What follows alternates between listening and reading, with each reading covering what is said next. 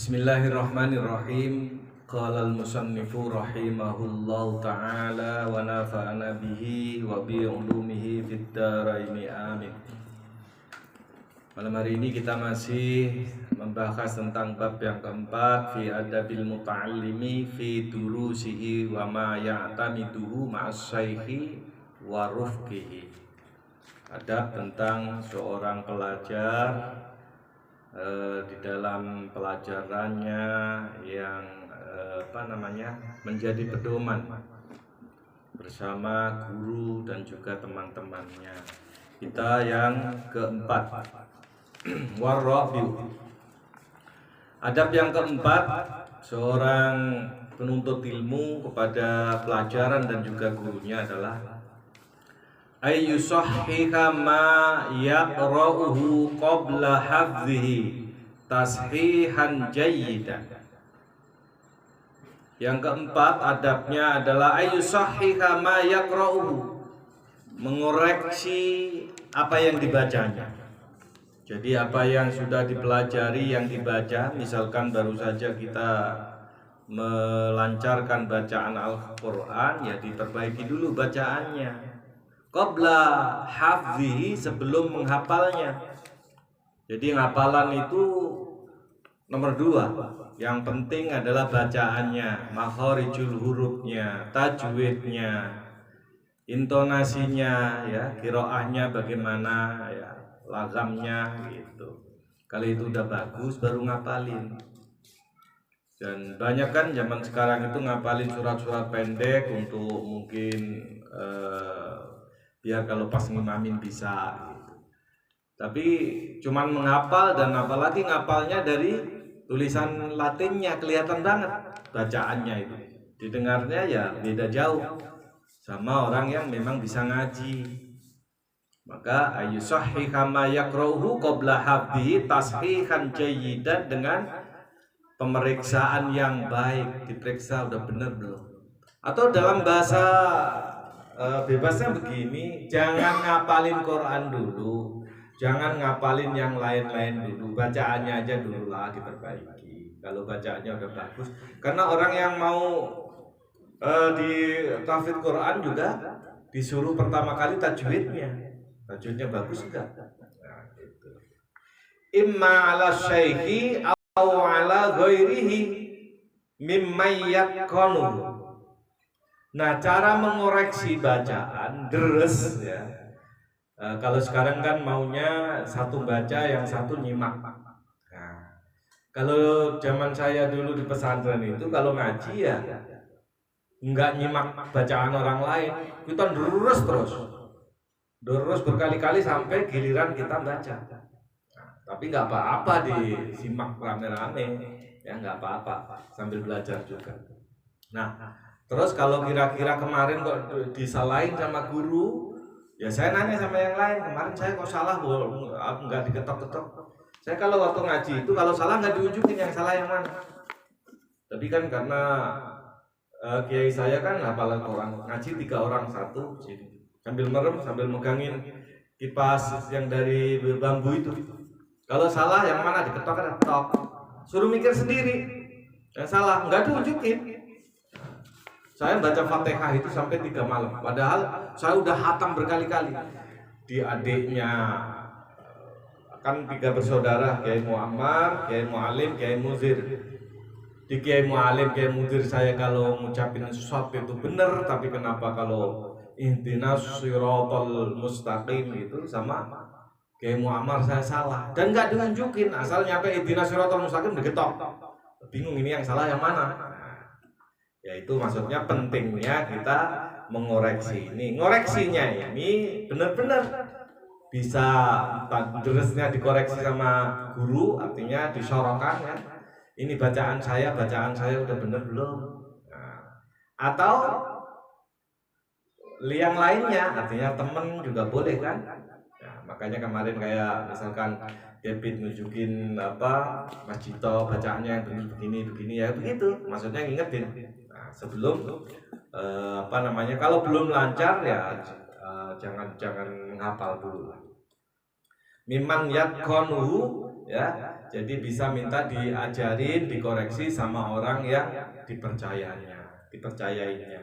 Ya maksudnya udah saya anggap senior misalkan, ya kita minta di taskhih, ya. Wa yahfaduhu ba'da zalika. Nah, kalau memang bacaannya udah bagus, dikoreksi udah benar, baru menghafalkannya. Ba'da zalika, setelah itu ya setelah bacaannya udah bagus, baru menghafal. Tapi kalau untuk anak-anak kecil ya, anak saya gini, baru bacanya aja baru Iqra 1 ya kan ibaratnya. Tapi ya kita latih aja meskipun nggak pas makharijul hurufnya, tajwidnya. Ya Al-Falaq, Al-Ikhlas, Al-Falaq, An-Nas, kita baca yang ini. Fatihah yang pendek-pendek aja dulu. Nggak apa-apa kalau anak-anak, tapi kalau kita dewasa ya misalkan baca diutamain baru menghafal. Maka wayahfadhu ba'da dzalika, ya, hifdzan muhakkaman, ya, dengan bacaan yang kuat. Kalau mau bacain, kalau mau ngapalin ya hifdzan dengan hafalan yang kuat.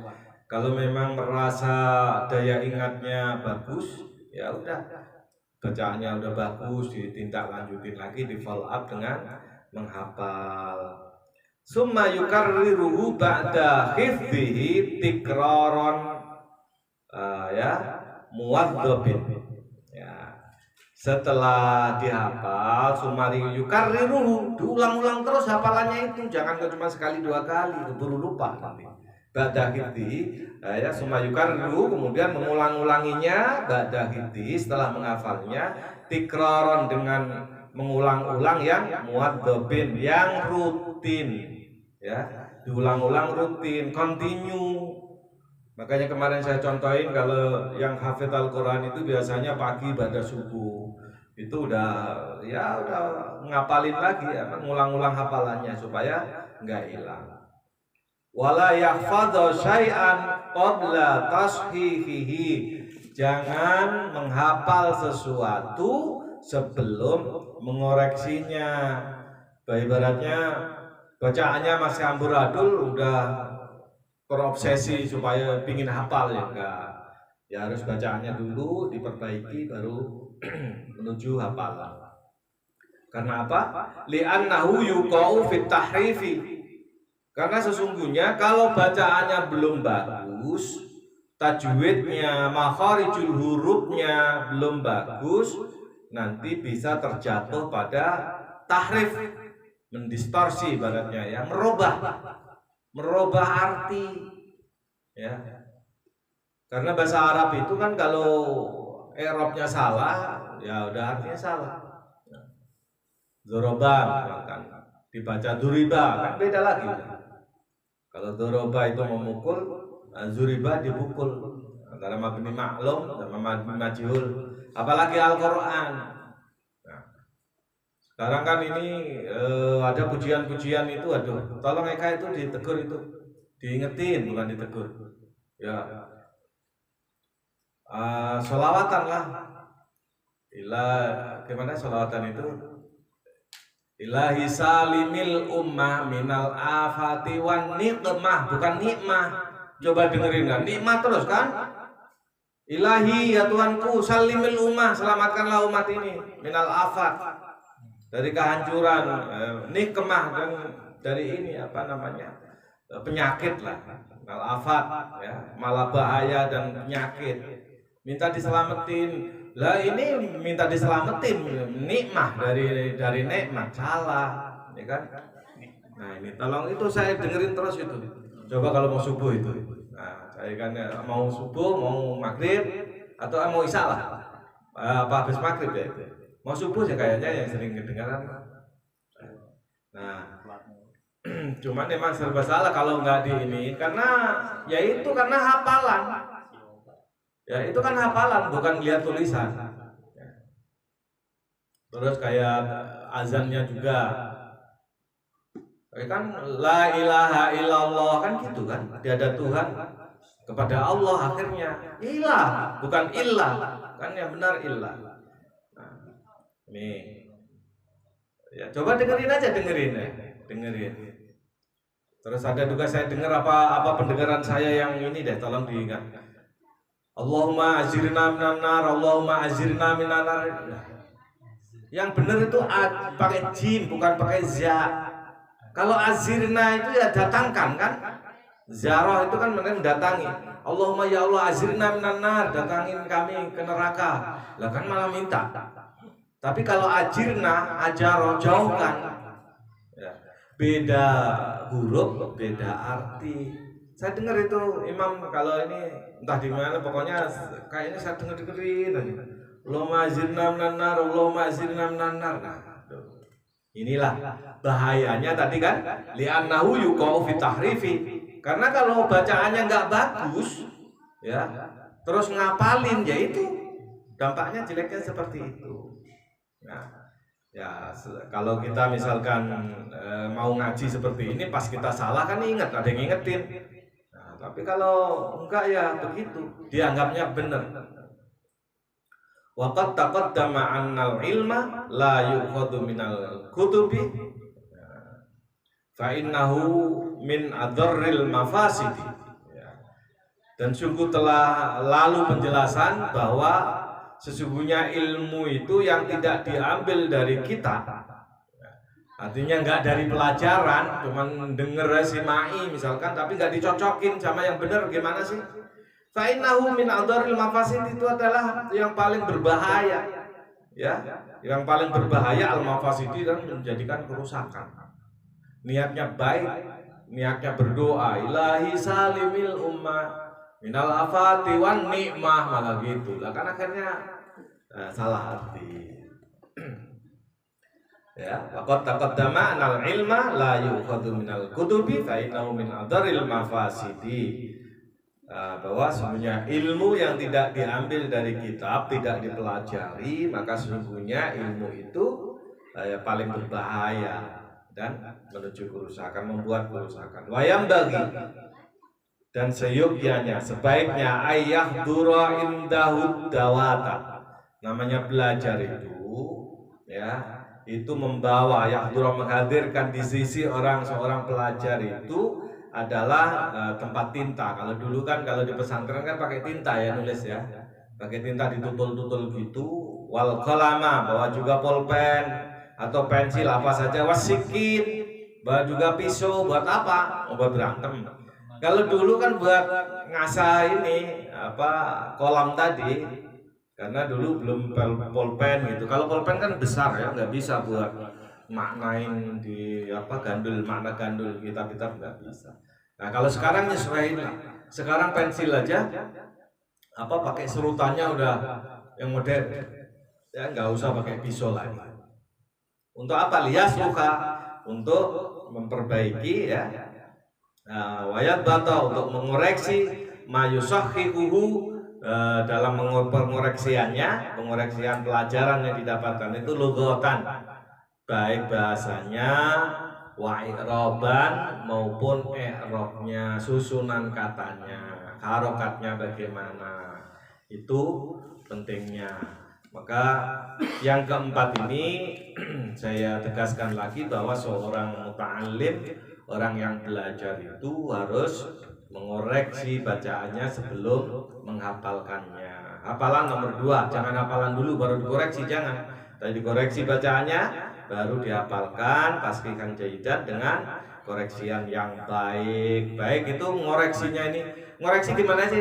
Coba dengerin saya baca, ini benar apa belum? Boleh kepada guru, boleh kepada orang yang dipercaya. Ya, au ala ghairihi mimman yatqanuhu. Orang yang kita percaya lebih senior daripada kita, boleh kita bilang bahwa bacaan saya tolong didengerin. Baru wayahfazuhu, kemudian dia itu menghafalkannya ba'da dalika, setelah dikoreksi, setelah mengoreksi baru dihafal hifdzan muhakkaman, dengan hafalan yang kuat. Kemudian apalagi setelah kita bacanya bagus, setelah kita hafalkan, wa yukarriruhu, kita ulang-ulang itu hafalan kita ba'da hafzihi, setelah kita hafalkan, tikraron muwadzabin, ya, dengan ulang-ulangan yang rutin, mengulangnya rutin. Kalau misalkan rutinnya kita habis subuh, rutinnya habis asar kapan aja bisa. Ya, tapi rutin. Kalau nggak rutin tetap susah. Kemudian seorang penuntut ilmu mulai fatu syai'an qabla tasdiqi. Jangan sekali-kali penuntut ilmu itu menghafalkan sesuatu sebelum dikoreksi bacaannya. Karena apa? Li'annahu yuqa'u fi tahrifi. Karena sungguhnya itu akan terjatuh kepada perubahan, ya, perubahan bacaan, perubahan yang lainnya, perubahan makna. Kalau bacaannya berubah, maknanya pasti berubah. Tadi saya contohin, ya. Wa qad taqaddama anal ilma la yukhadhu minal kutubi fa innahu min adarril mafasidi.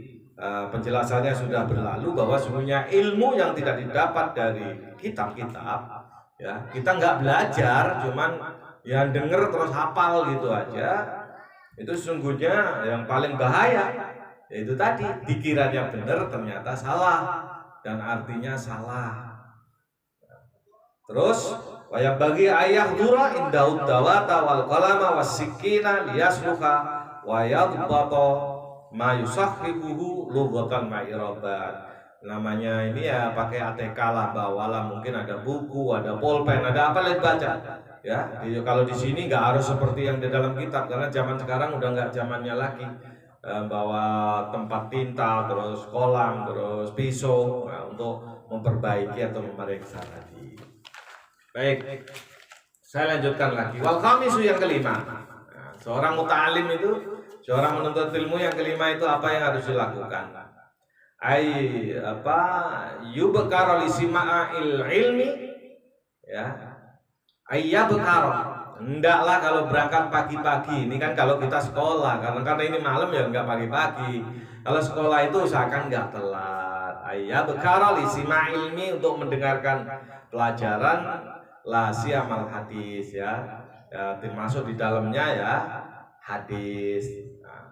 Wa yuhmala al istighala, dan mengabaikan kesibukan. Ya, namanya niat untuk ilmu harus ada yang dikalahin, kesibukan kita lah. Ya, beda kalau memang zaman sekarang itu kerjanya ada sip-sipan, ada pagi, ada siang, ada malam.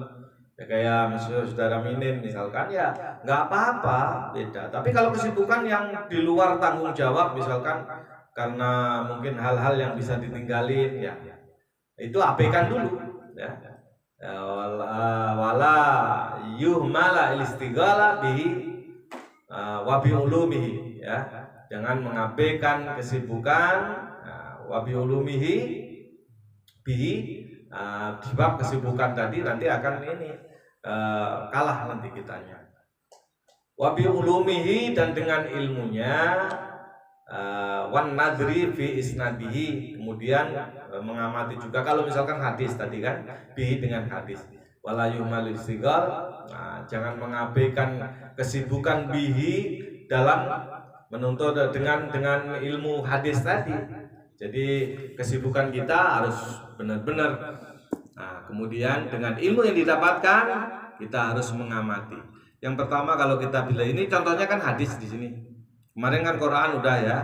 Pertama apa? Ilmu akidah, kemudian ilmu fikih. Al-Quran kan kemarin termasuk tadi mengoreksi bacaan, kemudian menghafalkan tadi kaitannya dengan Al-Quran. Sekarang hadis, urutannya hadis. Karena hadis itu untuk penguat Al-Quran kita, hujah kita itu Al-Quran dan hadis. Wan nadori, nah mengamati hadis. Hadis itu ada yang sahih, ada yang hasan, ya, ada yang dhaif, ada yang mutawatir, ya, ada yang mursal, ada yang munqati, ada yang palsu. Ya. Dhaif itu bukan palsu. Dhaif itu enggak palsu. Iya. Wan nadhari fi isnadihi, mengamati sanad-sanadnya. Kalau kita mungkin susah kalau ngapalin hadis yang benar itu. Kita paling kan ya dari sahabat kan langsung. Tapi sanad itu kan penyampai dari sahabat. Misalkan kan an ini langsung an Abu Hurairah misalkan, an Abi Hurairah. Nah, kita yang hafalin itu biasanya dari sahabatnya, tetapi dari sahabat bicara sama si A bicara sama si B ke C, ini susah. Nah, beda kalau kayak misalkan contoh Habib Abdurrahman misalkan, karena Beliau ya sangat menguasai, biar sanad hadisnya ini berirot juga hafal semua itu. An ini, an ini, an ini. Ya. Tapi yang paling utama ya memang kita harus tahu perawinya siapa. Sebenarnya yang namanya rawi itu bukan kok HR, hadis riwayat, bukan itu sebenarnya. Perawi ya sahabat itu yang meriwayatkan, karena asalnya hadis ini dikumpulin dari sahabat. Kalau itu mudawwim sebenarnya, yang melestarikan, yang mengabadikan riwayat itu. Tetapi kita umumnya pakai hadis riwayat Bukhari dan Muslim misalkan gitu. Kemudian kami hukumnya, ya hukum-hukumnya di apa, perhatiin, wa fawaidi, faedah-faedahnya apa, walughatihi, bahasanya ya, dari segi bahasanya dilihat juga, watawarihi, sejarahnya gimana. Karena kalau dalam hadis itu kan ada asbabul wurud, latar belakang kenapa Rasulullah sampai berbuat begitu atau mengucapkan sabdanya atau mengucapkan itu dicari dulu asbabul wurud. Kalau di Al-Quran asbabun nuzul, Imam Suyuti aja kan nggak menemukan latar belakang kenapa turunnya wahyu ini dan lain sebagainya. Ada ya, tapi beliau mengakui nggak menemukan semuanya. Karena ulama dulu itu kan nyari, pernah dengar nggak ini dulu kenapa ini kok turun firman Allah ini? Tanya-tanya ke orang saya dengar dari si Anu, langsung didatengin lagi, benar pernah dengar gini dan lain sebagainya. Makanya kan ada hadis ini riwayat Imam Bukhari, Imam Muslim, ada riwayat Imam Ahmad ya. Hadisnya sama, cuman perawinya, penyampainya beda ya. Pada saat itu katakanlah kayak saya menyampaikan gini kan, ada semua gitu, misalkan David dia dengar, Umang dengar, Eka dengar, Minin dengar gitu. Terus ada yang nanya lagi, dengarnya dari ini tapi penyampainya kan sama, apa intinya sama, cuma kadang-kadang penyampainya agak sedikit berbeda gitu ya. Terus wayatani awalan Sahihul Bukhari. Nah, kalau kita belajar hadis itu mana dulu yang kita harus belajar? Yang pertama di sini jelaskan Sahih Bukhari, karena tingkatan yang ini ulama ada yang mengatakan tingkatan yang paling bagus untuk perawi hadis, ada yang mengutamakan hadis adalah Imam Bukhari, kemudian Imam Muslim. Ada juga salah ulama mengatakan Imam Muslim dulu baru Imam Bukhari. Tapi kalau di sini Imam Bukhari, setelah Sahih Bukhari kita pelajari Sahih Muslim, summa baqiyatil kutubi ya, kemudian baqiyah itu semuanya kita pelajari setelahnya ya, yang tertinggal. Summa baqiyatil kutubi al usulil mu'tamadati ya. Jadi kitab hadis yang muktamad fi hadza sya'n ya, di masa sekarang ini, kal Muwatta Imam Malik ya, habis Imam Bukhari, Imam Muslim ya, Sahih Bukhari, Sahih Muslim kan namanya Sahih itu ya. Kalau kumpulan hadis yang dikumpulkan oleh Imam Malik bin Anas ya, itu Muwatta namanya. Kemudian setelah Imam Malik belajar lagi Sunan Abi Dawud ya, Sunan Dawud, Wan Nasai, Ibnu Majah, terus Jami' Turmudi, Imam Turmudi, urutan-urutannya. Jadi intinya yang paling utama adalah Sahih Bukhari, Sahih Muslim, kemudian setelahnya itu ya kitab-kitab hadis yang muktamad. Nah, kalau hadis-hadis yang mengatakan hadis terus dari paham Syiah itu kan ada juga ya kan, paham Syiah itu ada, tapi nggak perawinya itu sanadnya nggak umum yang kita dengar ini, tidak biasanya ya. Ini aja yang perlu kita pelajari. Wala yang bagi ayak tasiro alama huwa aqall min dalika.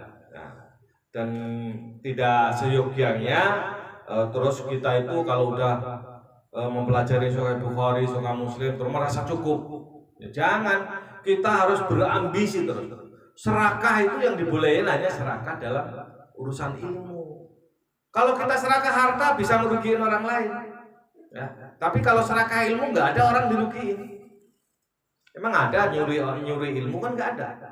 Kita harus belajar sendiri. Makanya serakah gitu. Ya. Makanya lantanalul ilma illa bisitatin itu kan. Kata Sayyidina Ali, ilmu itu nggak akan pernah didapat kecuali dengan 6 perkara. Dakaik, cerdas, orangnya nggak ada gangguan. akalnya ya. Wa khirsin, semangat, serakah ya. Khirsin, terus wastibarin, sabar. Untuk ilmu harus sabar, jangan buru-buru. Ini ngaji bacaannya amburadul, pinginnya banyak kan, mana cepet lah, suruh pelan-pelan nggak bisa. Nah, tapi kan kalau yang belum terbiasa dengan bahasa saya nanti takut tersinggung kan. Ya kalian yang bacaannya udah bagus aja santai bacanya kan. Nah gitu. Ya nggak apa-apa. Artinya kita harus memahami akan hal itu. Wabul boten perlu biaya mungkin ya. Biaya dalam artian ya. Mungkin kalau sekolah kan ya perlu beli ongkos, perlu beli buku, beli segala macam lah. Ya itu pasti ada. Sedikit banyaknya ada. Gitu. Karena memang kalau sekolah formal misalkan kayak SD SMP gitu gratis itu, terus nggak ada mengeluarkan apa-apa ya masih bagus, karena kan ada di storseng atau apalah, kalau berapa hari nggak masuk kan dipanggil orang tuanya dan sebagainya. Tapi kalau misalkan di pelajaran non formal ya, di pesantren di apa gitu, kalau yang nyari gratisan aja biasanya ya alah, orang saya nggak masuk juga nggak apa-apa, orang nggak bayar ini kan, begitu biasanya. Itu Pak Irsyadu Ustadin harus kalau nyari ilmu itu harus pakai guru talaki seperti ini. Talaki itu bertemu langsung ya. Ya mungkin nggak bertemu langsung juga bisa ya, tapi lebih bahaya kalau kita mau nanyain sesuatu kan nggak bisa. Mau nanya sama siapa kalau kita misalkan dengerin di media, di medsos misalkan. Baik, saya lanjutin sedikit lagi. Nah, makanya walayam bagi ya, merasa cukup jangan, kita harus di sini belajar, di sana belajar, di mana-mana. Wa ni'mal ma'in ya, dan sebaik-baik penolong adalah lil faqih ya, bagi orang yang paham agama itu kitab Sunanil Kabir, yaitu kitab Sunanil Kabir li Abi Bakril Al-Baihaqi. Ya maksudnya itu semua, ada Imam Baihaqi juga punya kumpulan kitab hadis Sunan Al-Kabir Imam Al-Baihaqi. Final hadisa akadun janahail ilmi. Karena ilmu hadis itu adalah dua sisi dari ilmu. Maksudnya yang satu kan Al-Quran, yang satunya hadis ya. Ahadun janahail ilmi bisyariah. Ya, jadi hadis adalah salah satu dari dua sisi ilmu syariat, wal mubayyinu likasirin minal janahil akhari. Dan ilmu hadis itu sebagai penjelas dari begitu banyak sisi-sisi yang lain. Dari sisi yang ilmu-ilmu yang lain, kitab-kitab yang lain itu kan rujukannya Al-Quran dan hadis. Cuman dipersarah atau diperjelas oleh para ulama.